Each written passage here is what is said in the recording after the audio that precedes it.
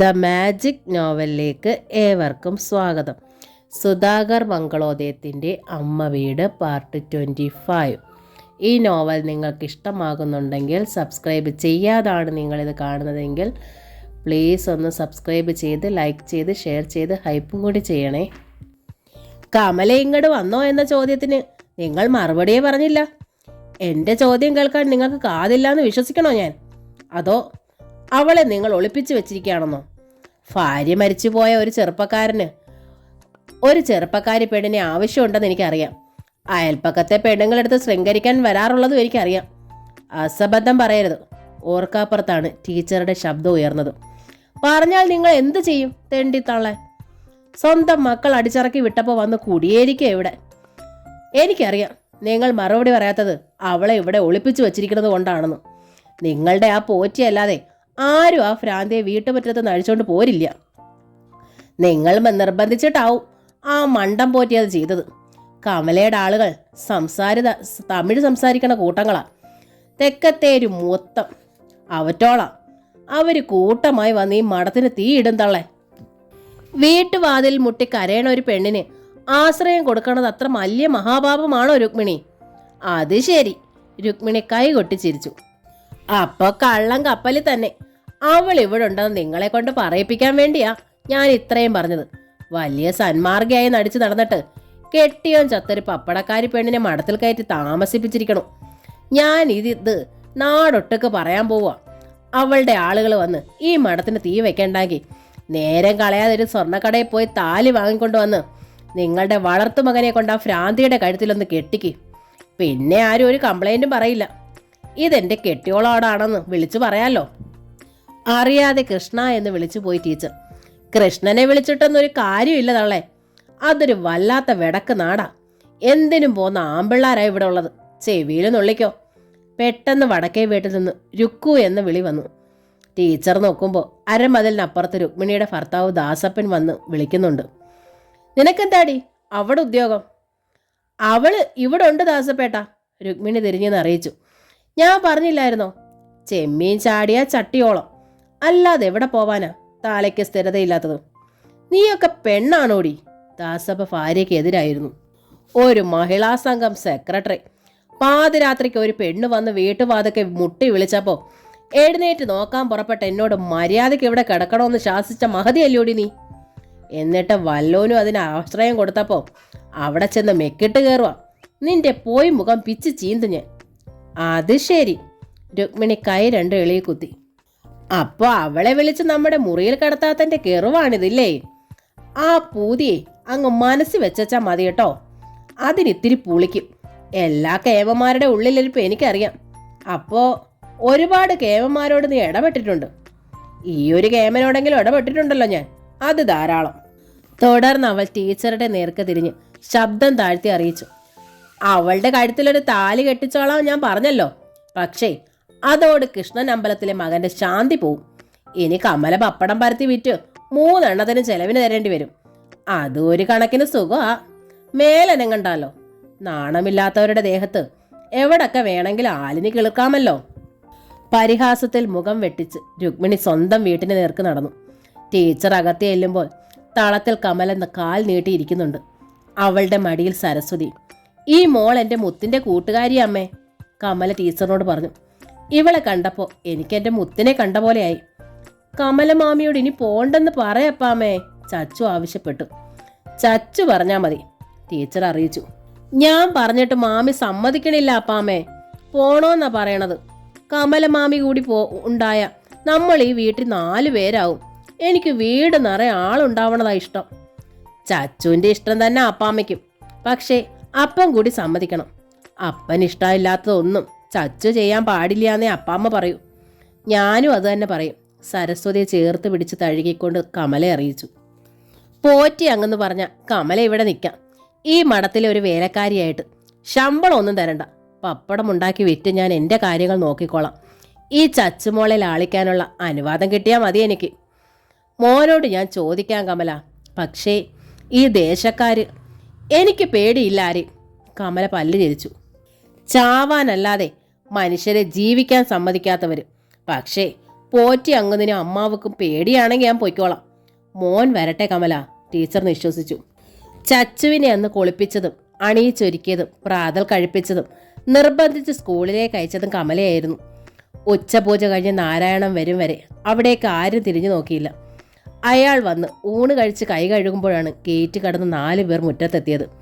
പുലവർ മഹാസഭയുടെ ആളുകളാണ് ഞങ്ങൾ. കമലയെ കൊണ്ടുപോകാൻ വന്നതാ. കൂട്ടത്തിൽ പ്രായമായ ആൾ അറിയിച്ചു. കമല വരുമെങ്കിൽ കൊണ്ടുപോകാം. നാരായണൻ കൈമലർത്തി. അതോടെ അവർ കമലയെ വിളിച്ച് പുറത്തു വരുത്തി. ഒരു വേലക്കാരിയായി ഞാനിവിടെ കഴിഞ്ഞോളാം, അവൾ വെളിപ്പെടുത്തി. ഇവിടെ വെച്ച് നിനക്ക് വല്ല മാനക്കേട് സംഭവിച്ചാൽ? ഇന്നലെ രാത്രി 2 പേരെന്നെ മാനം കെടുത്താൻ നോക്കിയപ്പോൾ ഈ സഭ എവിടെ ആയിരുന്നു? ചെറുപ്പക്കാരുടെ മുഖങ്ങൾ ചുവന്നു. അപ്പോൾ പ്രായമായ ആൾ നാരായണനെ നോക്കി.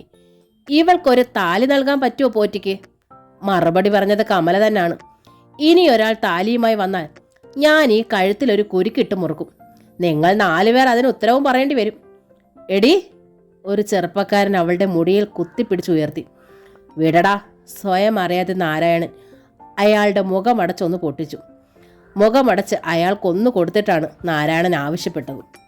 മുഖത്തടിയേറ്റതും സ്വയം അറിയാതെ ചെറുപ്പക്കാരൻ്റെ കൈ അയഞ്ഞു.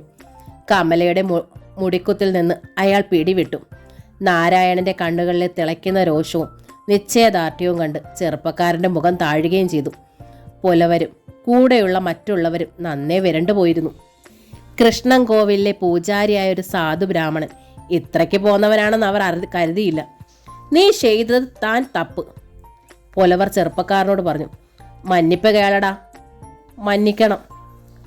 നാരായണന്റെ മുഖത്ത് നോക്കാതാണ് അയാൾ പറഞ്ഞത്. അപ്പോൾ ഞങ്ങൾ ഇറങ്ങണ സ്വാമി, പുലവർ നാരായണനോട് പറഞ്ഞു.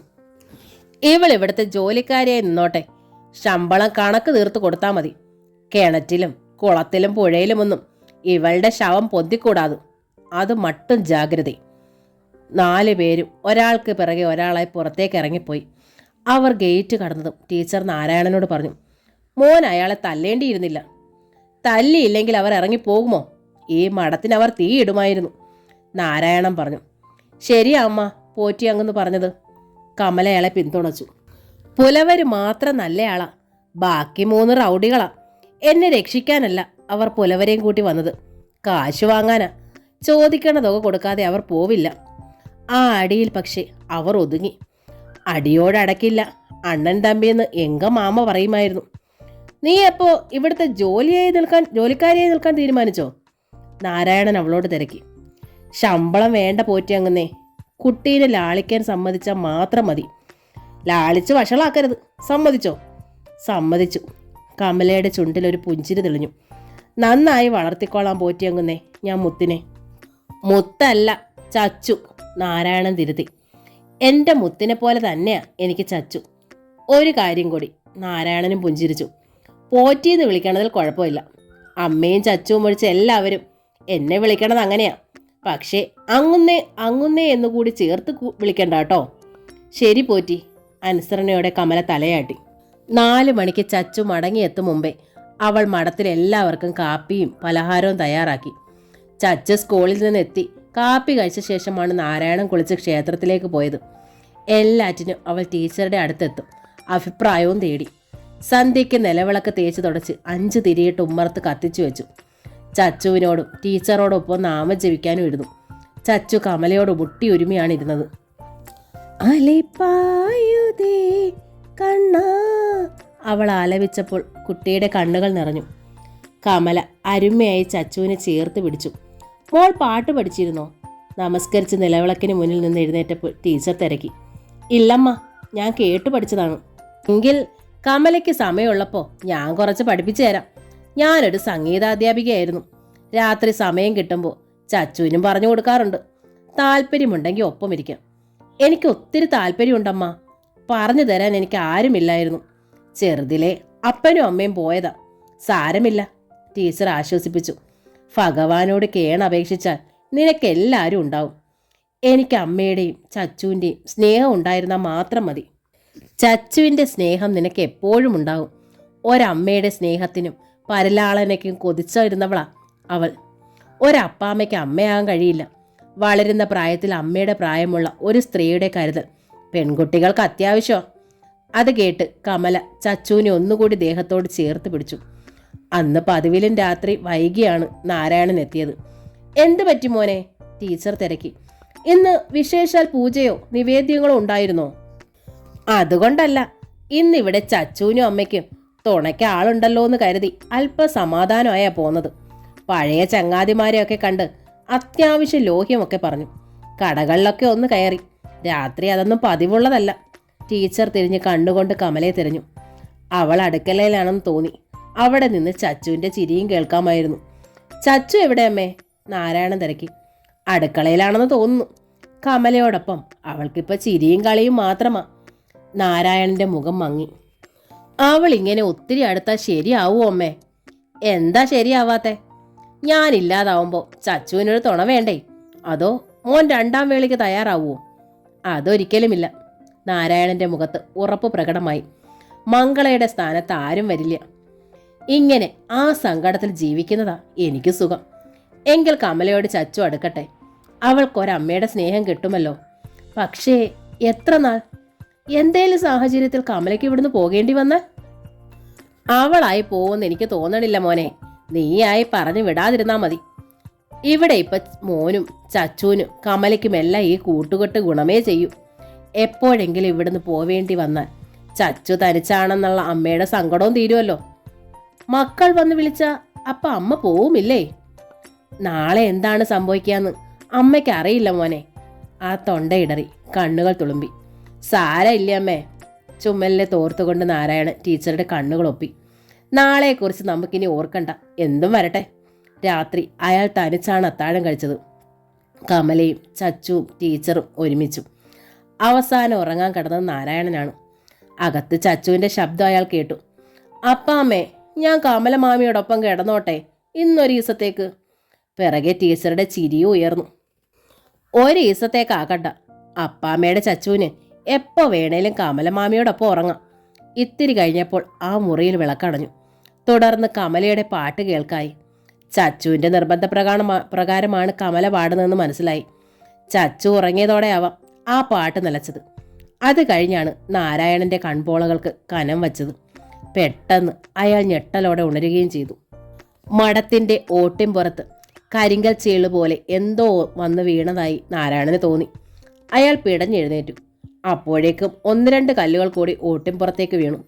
നാരായണൻ എഴുന്നേറ്റ് മുറിയുടെ പുറത്തു വന്നു. പൂമുഖത്തെ പുറത്തെ ലൈറ്റ് ഇട്ടു. ജെല്ല് ജനാലയുടെ വിരിയൊതുക്കി പുറത്തേക്ക് നോക്കി. ഗേറ്റിനപ്പുറത്ത് നിഴലുകൾ അനങ്ങുന്നത് അയാൾ കണ്ടു.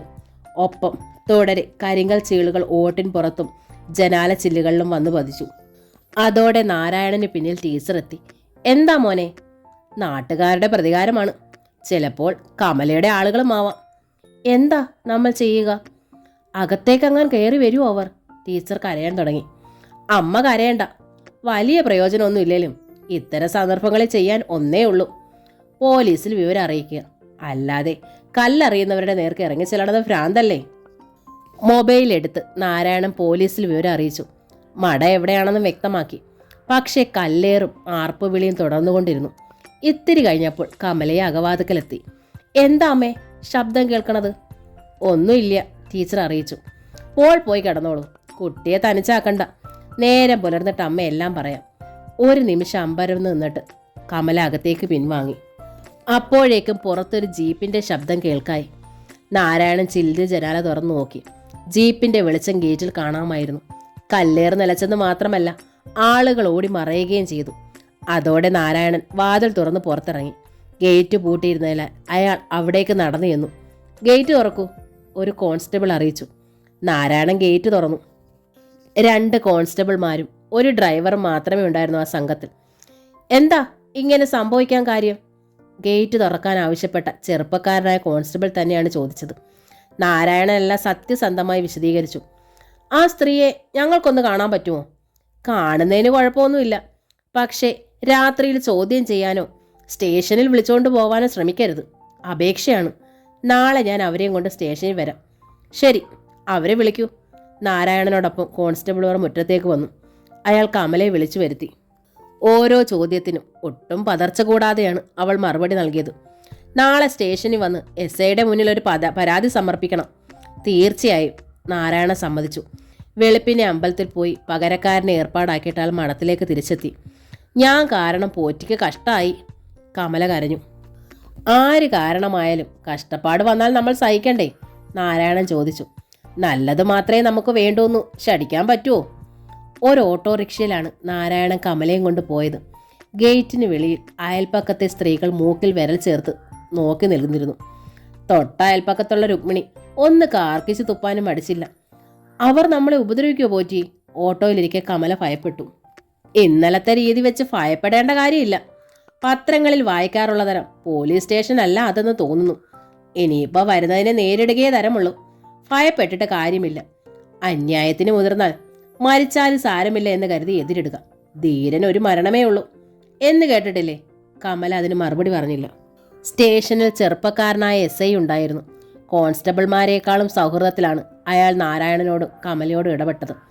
മിസ്റ്റർ നാരായണൻ ചെയ്തത് ഒരു നല്ല കാര്യമാണ്. അഭിനന്ദനങ്ങൾ. കല്ലെറിഞ്ഞവരെ ഞാൻ എത്രയും വേഗം പിടികൂടിക്കൊള്ളാം. അവരെ കൊണ്ട് തന്നെ നിങ്ങളുടെ വീടിൻ്റെ കേടുപാടുകളും തീർത്തു തരാം. പിന്നെ ഈ കമലയ്ക്ക് താമസിക്കാൻ വല്ല റെസ്ക്യൂ ഷെൽട്ടറിൻ്റെയോ മറ്റോ സൗകര്യം ഉണ്ടെങ്കിൽ ചെയ്തു തരാം. എൻ്റെ പൊന്ന് സാറേ, പോറ്റി അദ്ദേഹത്തിൻ്റെ വീട്ടിലൊരു വേലക്കാരിയായി നിന്നോളാം ഞാൻ. കമല തൊഴുതു. മറ്റൊരാഗ്രഹത്തിനുമല്ല ഞാൻ പറഞ്ഞത്.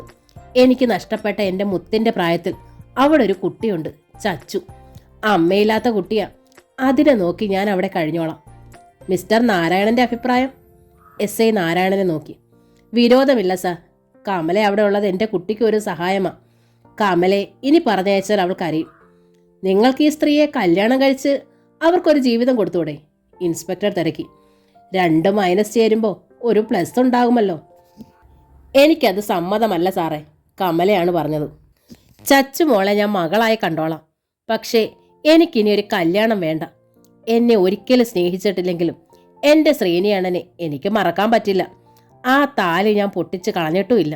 പോറ്റി അദ്ദേഹത്തെ ഞാൻ എൻ്റെ ആങ്ങളെയായി കണ്ടോളാം. ചച്ചുമോളെന്നെ അമ്മ എന്നല്ല മാമി എന്നാ വിളിക്കണത്. അങ്ങനെ തന്നെ വിളിച്ചോട്ടെ അവൾ എന്നെ. ശരി.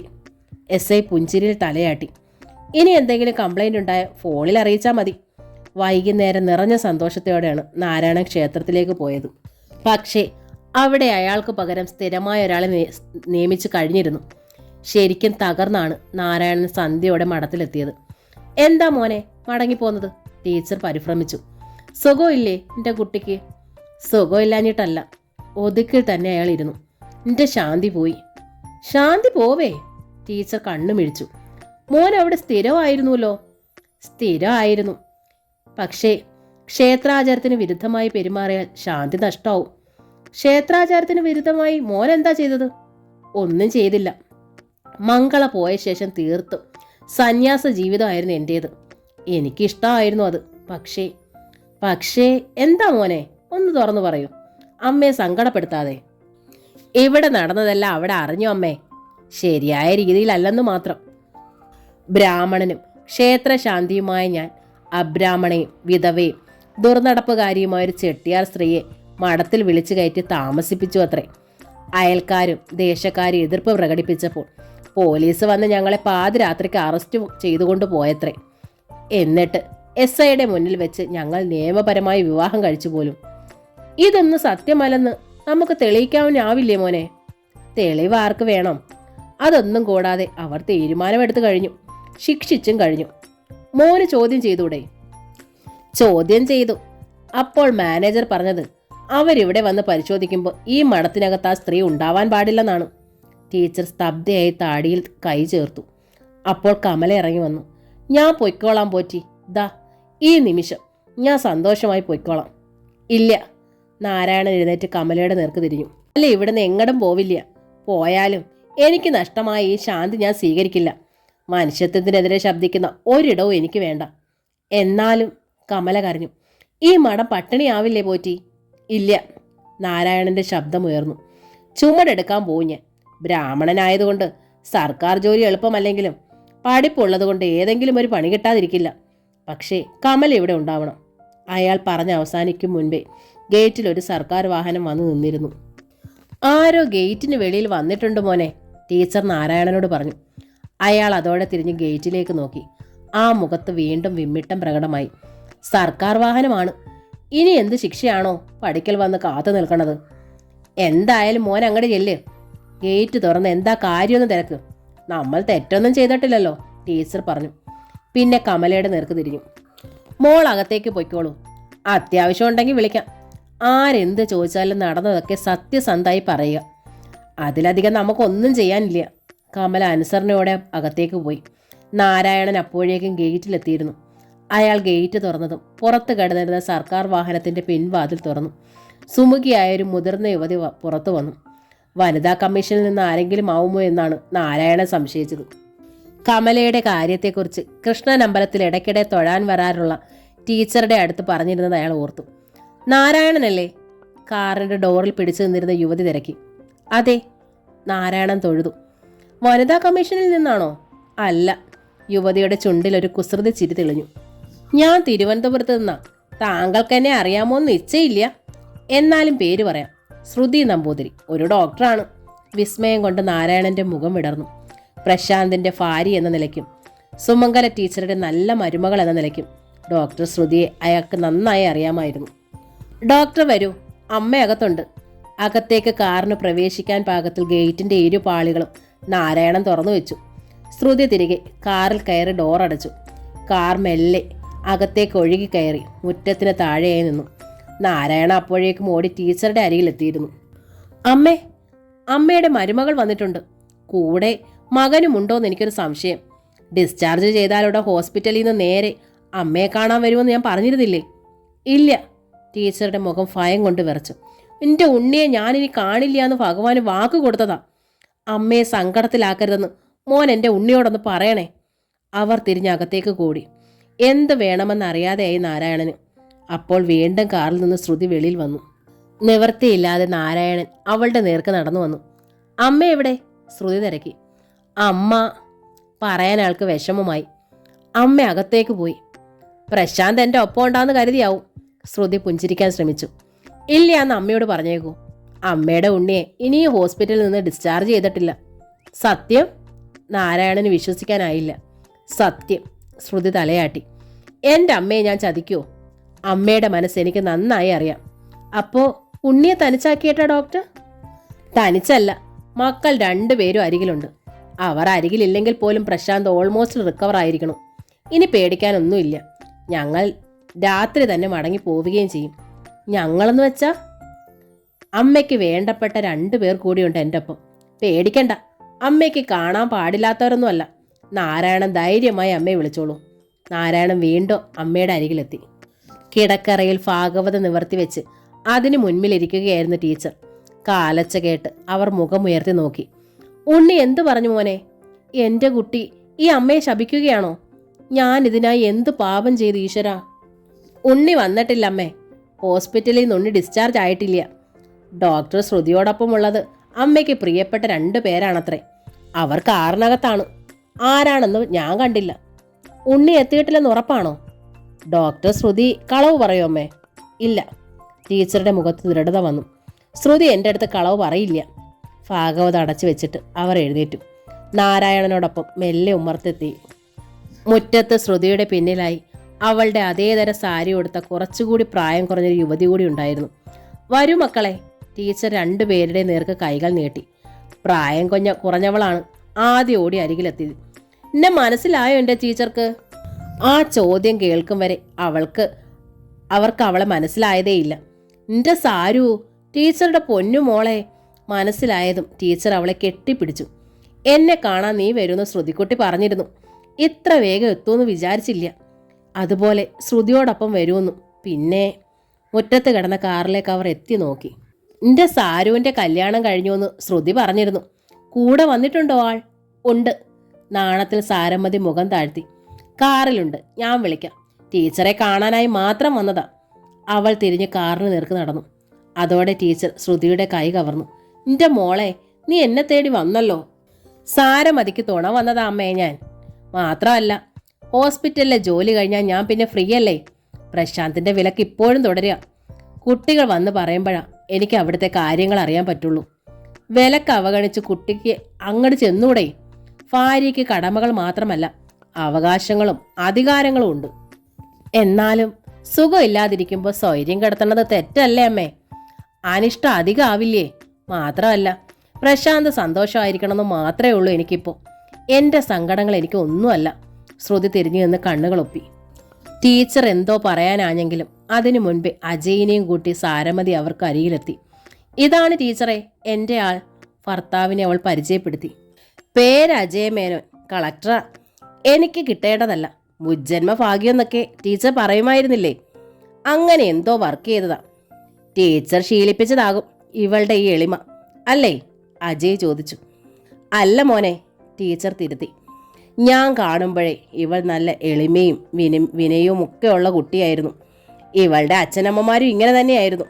നല്ല വിത്തിൽ നിന്നല്ലേ മോനെ നല്ല തൈ ഉണ്ടാവൂ. ടീച്ചർ ഇവിടെ ആരോടൊപ്പമാണ് താമസിക്കുന്നത്? ഗേറ്റ് തുറന്ന ആളെ മോൻ കണ്ടില്ലേ? നാരായണൻ ആ പേര്. ഇവിടെ അടുത്തുള്ള കൃഷ്ണക്ഷേത്രത്തിലെ ശാന്തിയ. പിന്നെ ചുറ്റും കണ്ണോടിച്ചു ടീച്ചർ. എന്നിട്ട് വിളിച്ചു, മോനെ എവിടാ മോൻ? ദാ അജയ് തിരക്കണു. ചെറിയ ആളൊന്നുമല്ല അതിഥിയായി വന്നിരിക്കണത്, കളക്ടറാ. അതാ ഇത്തരം വണ്ടിയിൽ വന്നതേ. അപ്പോഴേക്ക് നാരായണൻ ഒരു ട്രെയിൽ 4-5 കപ്പുകളുമായി അടുക്കളയിൽ നിന്ന് ഇറങ്ങി വന്നു. ഞാൻ ഇവർക്ക് ചായ ഉണ്ടാക്കുകയായിരുന്നമ്മേ. പിന്നെ ട്രേ ഓരോരുത്തർക്കായി നീട്ടി. അത്ര നന്നായിട്ടുണ്ടാവില്ല, പോരായ്മകൾ ക്ഷമിക്കണം. ഇത്തിരി കഴിയുമ്പോൾ ഊണ് കഴിക്കാം. സദ്യ ഉണ്ടാക്കാനൊക്കെ പോയി ശീലമുള്ള ആളാ ഞാൻ. എന്നാലും കമല ഉണ്ടായിരുന്നല്ലോ ഇവിടെ. മോൻ എന്തിനാ കഷ്ടപ്പെടുന്നത്? ടീച്ചർ തിരക്കി. വിരുന്നുകാരെ കണ്ട് കമല വരണ്ടെന്ന് തോന്നണു. നാരായണൻ ചിരിച്ചു. പിന്നിലെ മുറ്റത്തിറങ്ങി നിൽക്കുക. ആരാ കമല? ശ്രുതി തിരക്കി. ടീച്ചർ വളരെ ചുരുക്കി കമലയുടെ കഥ അവതരിപ്പിച്ചു. തുടർന്നുണ്ടായ അനിഷ്ട സംഭവങ്ങളും നാരായണന്റെ ശാന്തി നഷ്ടമായതുവരെ. അജയിനെ അത് സ്പർശിച്ചു. നമ്മുടെ സാധാരണ ജനം എപ്പോഴും അങ്ങനെയാ നാരായണ. സാരമില്ല, ജോലിക്കാര്യത്തിൽ താങ്കളെ ഞാൻ സഹായിക്കാം. വേണ്ട സാർ, നാരായണൻ പറഞ്ഞു. ബ്രാഹ്മണൻ എന്ന നിലയ്ക്ക് സർക്കാർ ജോലിക്കുള്ള അവസരങ്ങൾ കുറവാണെങ്കിലും നല്ലൊരു അക്കാദമിക് റെക്കോർഡ് എനിക്കുള്ളതുകൊണ്ട് ചില പ്രതീക്ഷകൾ തൂങ്ങിക്കിടപ്പുണ്ട്. എങ്കിൽ കമലയുടെ കാര്യത്തിൽ എന്തെങ്കിലും സഹായം ഞങ്ങൾ ചെയ്യാം. അതും വേണ്ട മോനെ, ടീച്ചർ അറിയിച്ചു. കമലയ്ക്ക് ഇവിടുത്തെ ചച്ചുവിനെ നോക്കി വളർത്തി ഒരു വേലക്കാരിയായി കഴിഞ്ഞാൽ മതിയത്രേ. ഓരോരുത്തർക്കും അവരവരുടെ ഇഷ്ടമല്ലേ സുഖം. എങ്കിൽ അമ്മയ്ക്ക് വേണ്ടി ചിലത് ചെയ്യാൻ ഞാൻ ഒരുങ്ങിക്കഴിഞ്ഞു, അജയ് ടീച്ചറോട് പറഞ്ഞു. ചിറ്റിലശ്ശേരിയിലെ ആ 8 ഏക്കറും 16 കെട്ടും അതേപടി സൂക്ഷിക്കുന്നുണ്ട് ആ റിസോർട്ടുകാർ. ഒരു പൊളിച്ചു പണിക്കുള്ള അവരുടെ ശ്രമം പല പ്രാവശ്യമായത്രേ മുടങ്ങണം. അതുകൊണ്ട് അവരത് തിരികെ വിൽക്കാൻ വേണ്ടി പത്രപരസ്യം നൽകിയിരിക്കുക. എങ്ങനെ അറിഞ്ഞു മോനത്?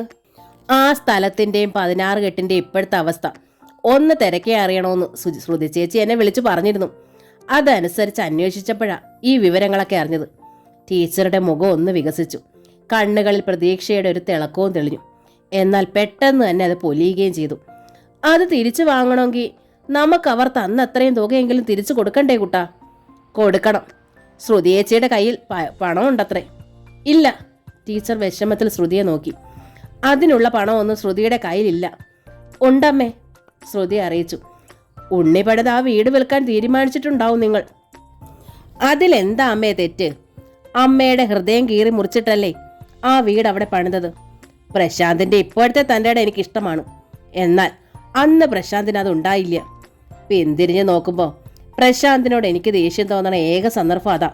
ഭാര്യയ്ക്കും ഭാര്യ വീട്ടുകാർക്കും വേണ്ടി അമ്മയുടെ മകൻ അമ്മയെ വേദനിപ്പിച്ച സന്ദർഭം. അത് കഴിഞ്ഞു പോയില്ലേ മോളെ? ഇല്ലമ്മേ, അമ്മയ്ക്ക് തന്നെ അറിയാലോ ഒരു തെറ്റിനും അങ്ങനെ കാലഹരണമില്ലെന്നും. പശ്ചാത്താപത്തിൻ്റെയും ആത്മനൊമ്പരത്തിൻ്റെയും പ്രായച്ചിത്തത്തിൻ്റെയും പുണ്യാഹം കൂടാതെ ആർക്കും അത്തരം സന്ദർഭങ്ങളെ കടന്നു പോരാനാവില്ല. ശ്രുതി ചേച്ചി പറയണതിൽ കാര്യമുണ്ടമ്മേ, അജയ് ശ്രുതിയെ പിന്തുണച്ചു. പക്ഷേ ആ വീട് വിറ്റാൽ ശ്രുതിയുടെ അച്ഛനും അമ്മയും. ടീച്ചർ ശ്രുതിയെയും അജയെയും മാറി മാറി നോക്കി. അതൊടുവിൽ എനിക്കൊരു പശ്ചാത്താപത്തിനിട വരുത്തില്ലേ കുട്ടികളെ? ഇല്ലമ്മേ, ശ്രുതി പറഞ്ഞു. തെറ്റിനെ തെറ്റുകൊണ്ട് തിരുത്താനല്ല എൻ്റെ ഒരുക്കം. അച്ഛനും അമ്മയ്ക്കും താമസിക്കാൻ അവർ മുൻപ് താമസിച്ചിരുന്ന വട്ടിയൂർക്കാവിലെ വീട് ഞാൻ വീണ്ടെടുത്ത് കൊടുത്തിട്ടുണ്ട്. ബാക്കി തുക കൊണ്ട് ചിറ്റിലശ്ശേരിയിലെ വസ്തു കൂടി വീണ്ടെടുക്കാൻ കഴിയുമോ മോളെ? കുറച്ച് പണം കടം വാങ്ങേണ്ടി വരും. അന്യരോടല്ല, ദാ എൻ്റെ ഈ അനുജൻ അജയ് എന്നെ സഹായിക്കാമെന്ന് പറഞ്ഞിട്ടുണ്ട്. സത്യത്തിൽ അമ്മയുടെ സാരമതി കൊണ്ടുവന്ന സഹായമായത്. ജോലി ചെയ്ത് ഞാനത് വീട്ടും. ചിറ്റിലശ്ശേരിയിലെ വസ്തു വീണ്ടെടുത്താലും അത് നിങ്ങൾക്ക് തന്നെയാ. ടീച്ചർ പുഞ്ചിരിച്ചു. അല്ലാതെ എനിക്കെന്തിനാ ഇനി വസ്തുവകകൾ? അതുകൊണ്ട് ഞാനിനി ഒന്നും പറയണില്ല. എങ്കിൽ ഞാനൊരു കാര്യം പറയാം. നാരായണൻ വീണ്ടും അവർക്കിടയിലേക്ക് വന്നു. എല്ലാവരും യാത്ര കഴിഞ്ഞ് ക്ഷീണിച്ച് വന്നതല്ലേ, ഒന്ന് മേൽ കഴുകിയിട്ട് നേരത്തെ അത്താഴം കഴിക്കാമല്ലോ. യാത്ര ചെയ്ത് ക്ഷീണിച്ചുള്ള വരവല്ല ഏട്ടായി ഞങ്ങളുടേത്, അജയ് പറഞ്ഞു. തൃശ്ശൂരാ ഞങ്ങളുടെ തറവാട് വീട്. അവിടെ എത്തിയിട്ട് ഏതാണ്ട് 3 മണിക്കൂറായിരിക്കുന്നു. അമ്മ അവിടെ ആക്കിയിട്ട് ടീച്ചറെ കാണാനായി വന്നതാ ഞങ്ങൾ. തിരിച്ച് തറവാട്ടിൽ ചെന്ന് ഊണ് കഴിച്ചിട്ട് രാത്രി തന്നെ ഞങ്ങൾ തിരുവനന്തപുരത്തിന് മടങ്ങും. നാളെ രാവിലെ ശ്രുതി ചേച്ചിക്ക് ഹോസ്പിറ്റലിൽ ഡ്യൂട്ടിക്ക് കയറേണ്ടതാ. അപ്പോൾ ഇവിടുന്ന് നിങ്ങൾ ഊണ് കഴിക്കില്ല? നാരായണന് വിഷമമായി. അതിന് ഇനിയും വരാലോ ഏട്ടാ, അജയ് ചിരിച്ചു. സുധാകർ മംഗളോദയത്തിൻ്റെ അമ്മ വീട് എന്ന നോവലിൻ്റെ ഈ ഭാഗം ഇവിടെ പൂർണ്ണമാവുകയാണ്. അടുത്ത ഭാഗം ഉടൻ തന്നെ അപ്ലോഡ് ചെയ്യുന്നതായിരിക്കും. താങ്ക്